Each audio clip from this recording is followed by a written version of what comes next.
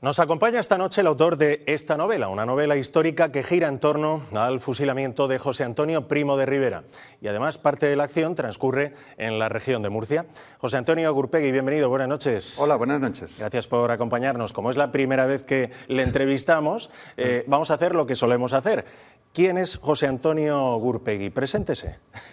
Bueno, pues un chico de Navarra que pasó por Madrid y al final ha recalado en Murcia, concretamente en Molina de Segura. Me casé con una molinera y por eso pues ahora estoy aquí, ¿no?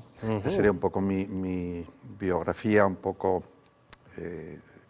existencial, pero bueno, de otra forma pues soy catedrático en la Universidad de Alcalá, profesor de estudios norteamericanos y director de un instituto de investigación, del Instituto Franklin de Estudios Norteamericanos de la Universidad de Alcalá, y escribo, además de todo eso, de hacer ediciones de otros libros, publicar, sobre todo he publicado bastante ediciones pues desde Mark Twain, John Steinbeck, Hemingway, etc.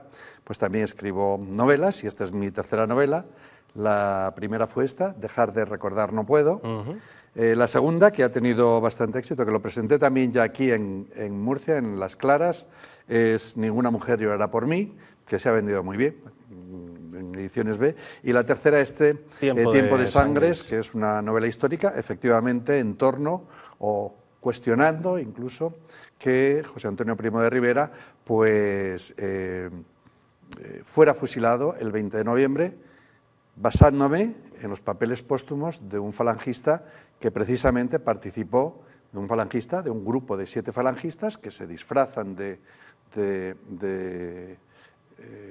anarquistas y liberaron a José Antonio Primo de Rivera. Ahora profundizamos en la novela, pero es que antes estamos viendo imágenes suyas con un montón de personalidades relevantes. Sí. Entendemos o deducimos de todas estas imágenes que ha tenido la ocasión a lo largo de su vida de conocer a un montón de personas interesantes, ¿no? Sí, he tenido la suerte de tener amigos pues no sé, pues muy interesantes, ¿no? Pues mi amistad, por ejemplo, sobre todo en el ámbito literario con Arthur Miller y con Derek Walcott, por ejemplo, pues me ha enriquecido mucho, ¿no? De hecho, Derek era una relación casi familiar y por medio de él pues he conocido pues a muchísima más gente, ¿no? Incluso con la madre conocí, por ejemplo, Salman Rushdie, que después cuando vino a España pues nos veían, las 2 veces que estuvo por aquí, pues me tenía un poco de Cicerone madrileño.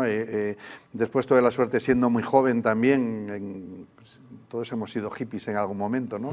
Pues bueno, viajé a la India y tuve la oportunidad de conocer a la Madre Teresa de Calcuta, incluso estuve unos días con ella allí en Calcuta, pero después me marché. Y sí, he conocido pues a muchos personajes pues muy interesantes, ¿no? Y que han enriquecido mucho mi vida y con las que después son grandes personas, más allá de personajes, que en la distancia corta pues ves que todos somos iguales, ¿no? Arthur Miller, que mencionaba antes, pues cuando venía a España se quedaba en mi casa. Eso pues es un verdadero gusto, ¿no? Es un privilegio cocinar para Arthur Miller y que después te digan, no, José Antonio, aquí estoy yo a la mesa y todo esto.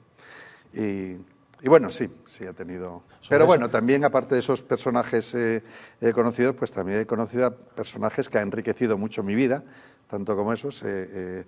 Aquí en Murcia, ¿no? Pues la familia de mi esposa, por ejemplo, o los vecinos, que son casi todos murcianos, en la Torre de la Horadada, donde tengo un apartamento, pues es gente que también enriquece mucho mi vida y con la que me siento pues tremendamente a gusto, ¿no? Vamos a hablar de la novela. ¿Qué hay de histórico y qué hay de ficción en esta novela, en Tiempo de Sangres? Pues hay mucho de histórico y también parte de ficción, ¿no?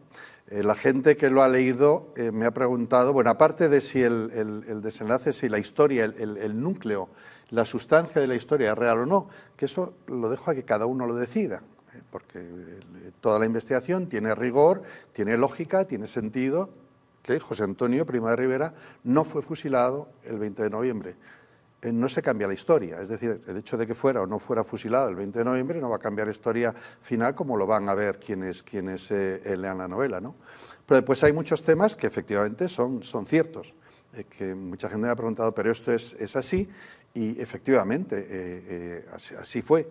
Por ejemplo, la primera persona en la que piensa la Falange se crea iniciativa, de alguna forma, de unos industriales bilbaínos que durante la Segunda República estaban muy preocupados porque el gobierno de la Segunda República únicamente se preocupaba de la reforma agraria. Todo era reforma agraria, ellos eran industriales y entonces les preocupaba qué estaba ocurriendo con eso, ¿no? Y ellos quieren que se cree un partido moderno en España, en la década de los 30, un partido moderno al estilo de lo que Mussolini estaba haciendo en Italia. La primera persona con quien contactan para llevar a cabo y para fundar ese partido es Indalecio Prieto, ¿no? Lo que pasa es que Indalecio Prieto les dice que no, pero es con quien primero contactan. O después el tipo de conexiones que había entre la Falange y la CNT, el sindicato anarquista, que también me han preguntado, los que la han leído, ha salido hace 10 días, pero lo que sí me ha hecho la gente cuando ha empezado a leerla no han podido parar hasta el final. Y dice, joder, es que empecé a leerla y ya no podía dejarlo, ¿no?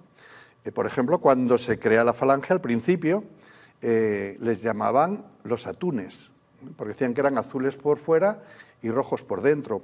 O los carlistas, ya durante la Guerra Civil, al comienzo de la Guerra Civil, los carlistas llamaban a los falangistas nuestros rojos, porque eran sindicalistas. Les llamaban los de la Failange, estás afiliado en la Failange, ¿no? O hay muchos de esos detalles, ¿no? Pues desde el hecho de los propios colores de la bandera de la Falange, el rojo y el negro, que se fundamentan, o José Antonio los toma precisamente porque el rojo y el negro eran los colores del sindicato anarquista, porque los dos son sindicalistas, los dos piensan, tanto la CNT como Falange piensan que el Estado debe fundamentarse o debe consolidarse en los sindicatos, que los sindicatos son quienes saldrán. O la camisa azul de la Falange, se toma la camisa azul porque era la camisa de los obreros mecánicos. Es por lo que toman. Bueno, todo eso aparece, todos esos datos y muchos más aparecen en la novela que gente que conoce historia y que ha leído mucha historia se sorprenden, pero son ciertos, son totalmente verídicos y son contrastables, ¿no? Real y tangible es Sierra Espuña. Parte de la acción transcurre por tierras de la región de Murcia, ¿no? Sí, porque la liberación, según los papeles de los cuadernos, es un falangista que por distintas participa en la liberación de José Antonio y por distintas vicisitudes van a tener que huir por su cuenta, ¿no? Porque bueno, ellos liberan a José Antonio y se lo entregan al gobierno del Tercer Reich, que piensa que José Antonio es una alternativa mejor que Franco para liderar la nueva España que salga de la guerra, ¿no? Y ellos se quedan, estos 7 jóvenes falangistas, disfrazados de anarquistas, se quedan a su buena o mala suerte para huir. Les han dado un plan en el que pueden huir, pero claro, en vez de intentar pasar a terreno nacional directamente, el plan que idea el embajador alemán en España, que es quien trama toda la operación, como van a huir va a ser precisamente a través de Murcia, ¿no? Y entonces, pues claro, pues buena parte de la novela acontece en Murcia con personajes de Murcia, pues yo estuve recorriendo un poco pues esas poblaciones, pues para conocerlas, pues desde Aledo, Casas Nuevas, todas, Totana, incluso hay un enfrentamiento, al final todo se va a concentrar en Sierra Espuña, ¿no? Donde se van a dirigir estos 7 jóvenes falangistas. Y allí, pues bueno, pues se traduce y va a haber encuentros o no encuentros con personajes republicanos, pues de todos estos pueblos, ¿no? Las 2 Españas que se enfrentaron en la Guerra Civil forman parte de su producción como novelista, ¿verdad? Sí, sí. A mí me interesa, en mis novelas también, también en Ninguna mujer llora por mí, aparece el mismo tema, ¿no? Desde otra perspectiva que no tiene absolutamente nada que ver. Es decir, Ninguna mujer llora por mí no es una novela histórica, pero sí me interesa el trasfondo histórico. Es decir, en mis novelas tienen que tener todas un enmarque, una cuadratura histórica, ¿no? Esta no es una novela histórica, pero en ese sentido sí que las 2 novelas tienen similitudes. Y lo que me interesa reflejar en mi narrativa en esas 2 Españas es que efectivamente existen, que es algo que no podemos negar, que existe incluso pues desde el siglo XIX, ¿no? Desde las guerras carlistas ya entre los liberales y los monárquicos o conservadores, está muy claro. Y ha llegado hasta nuestros días y de hecho el final de la novela ocurre en el año 2019, creo que es ya en la época actual, sigue reflejando esas 2 Españas. Pero yo no tomo partido por ninguna de las 2, ¿no? Como digo, esta novela me han llamado de muchos, con Ninguna mujer llora por mí, me han invitado a muchos clubes de lectura a hablar de la novela y resultaba llamativo, ¿no? Que había gente que decía, oye, eres un izquierdoso, eres un rojeras, y había otro que decía, oye, qué derechón, tú eres de la derechona, ¿no? Precisamente por eso, porque no tomo partido por ninguno de los dos. De hecho, esta novela, cuando el principio decía yo hasta qué punto tiene interés la vida de los anarquistas, perdón, de los falangistas o no tiene interés, hasta que entendí que son precisamente los 7 jóvenes quienes constituyen la esencia de la novela, que más allá del hecho histórico de que José Antonio fuera o no fuera liberado el 20 de noviembre, porque como digo, la historia no se va a cambiar, la historia que conocemos actualmente, y lo verá quien lea la novela al final, no va a cambiar en nada, simplemente es algo que lo sabes, si se ha quedado en la cocina, que sabes eso. La historia era la de esos 7 falangistas, ¿no? ¿Por qué llegan a ese punto? Y después el que sobrevive, que es el que va a contar su historia, porque bueno, él conoció en Venezuela a Henry, el autor de Papillón, de la novela Papillón, y entonces en un momento determinado dice, bueno, si este ha ganado dinero escribiendo su novela Papillón, tal vez yo también pueda ganar dinero escribiendo lo que yo sé y lo que fue mi novela, ¿no? Pero su mujer le dice, no, a estas alturas ya no puedes contarlo, te van a tomar por loco o algo peor, ¿no? Pues ese fue un falangista que tuvo que salir de España porque iban a matarlo por saber lo que sabía, ¿no? Entonces, el tema de las 2 Españas está siempre presente ahí y yo en mis novelas lo que no hago es tomar partido por una o por otra, ¿no? ¿Sigue latente o patente esa división en la sociedad española actual? Yo creo que sí, yo creo que y no solo en la sociedad española, sino que yo creo que incluso se está acentuando en todas las sociedades occidentales, ¿no? Yo comentaba al principio, cuando me preguntabas quién soy, decía, bueno, pues soy catedrático de estudios norteamericanos, yo hablo y escribo mucho sobre Estados Unidos, sobre política norteamericana, viajo mucho a Estados Unidos, he vivido 2 años en Estados Unidos, fui profesor visitante en la Universidad de Harvard y en el año 94, del 94 al 96, estuve en Harvard de profesor visitante. Y ahora, cuando voy a Estados Unidos, y esto hace muy poco, y me invitan a dar seminarios, la sociedad norteamericana está también mucho más polarizada de lo que nunca ha estado, o sea, pero de lo que nunca ha estado. En los Estados Unidos que veo ahora casi no los conozco, ¿no? Con lo que era antes.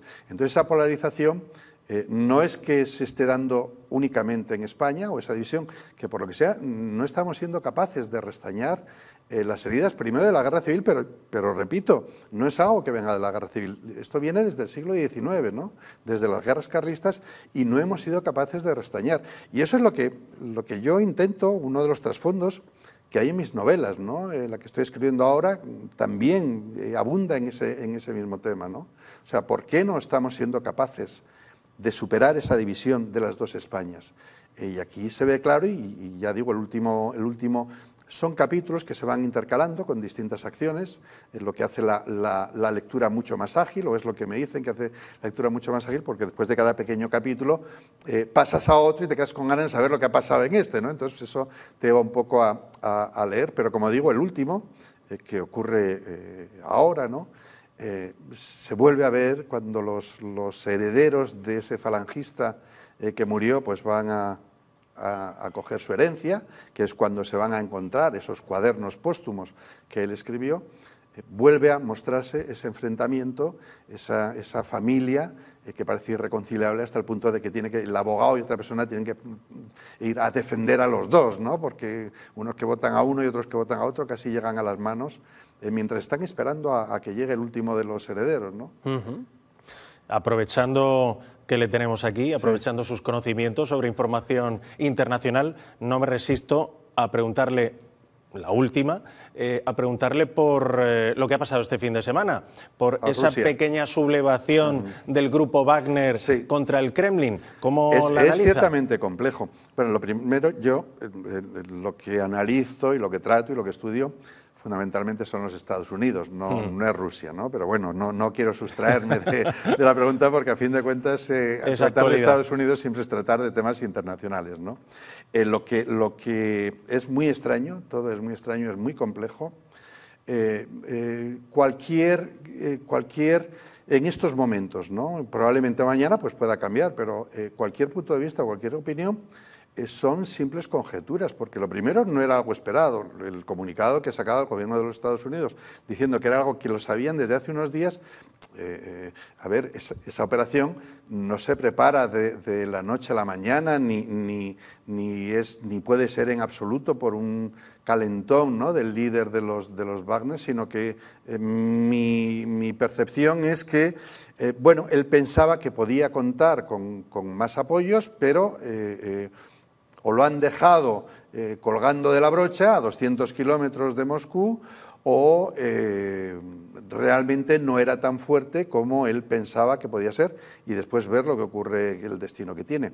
Y otro asunto que para mí es importante, aunque yo siempre las noticias de política exterior, como las de Rusia siempre las pongo un poco en el frigorífico, sino en el congelador, porque claro, en unos momentos de conflicto bélico, de guerra en concreto, la manipulación de la información es muy importante y claro, los gobiernos no van a dejar o dar libertad a la información para emitir las imágenes que se quieran. Pero bueno, más allá de esto, lo cierto es que parece que sí que ha habido un apoyo de la población al grupo Wagner, con lo cual la interpretación que tendríamos es que Putin no tiene el poder que tiene.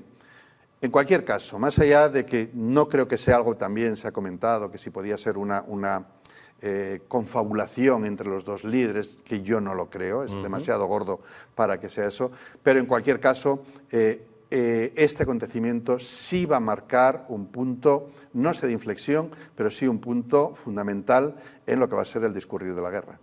Y bueno, otra vez, cuando quieras preguntarme de Estados Unidos, estaré encantado, porque este no es mi Tomamos nota, ya sabiendo que lo tenemos por aquí cerca. Sí, vivo además muy cerquita de aquí en Molina de Segura, donde me han dado cuartel, ¿no? José Antonio Gurpegui, autor de Tiempo de Sangre, es un gusto, ha sido, ya le digo, un gusto de verdad haberle conocido, tenerle aquí esta noche, y tiraremos de usted, como solemos decir, para hablar de Estados Unidos y de otras cuestiones que vayan surgiendo. Cuando queráis, y desde luego que muy agradecidos por haberme entrevistado sobre mi novela, en la que tengo puestas pues muchas ilusiones.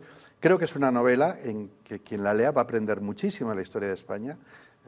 Ahora, justo antes de entrar, recibí un WhatsApp de un compañero, me dice, me he leído de un amigo, me decía, me he leído la novela en 3 días, he aprendido lo que no te puedes ni imaginar, ¿no?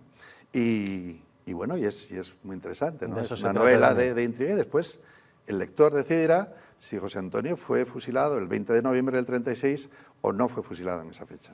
Muchos éxitos, muchas gracias. Muchas gracias a vosotros.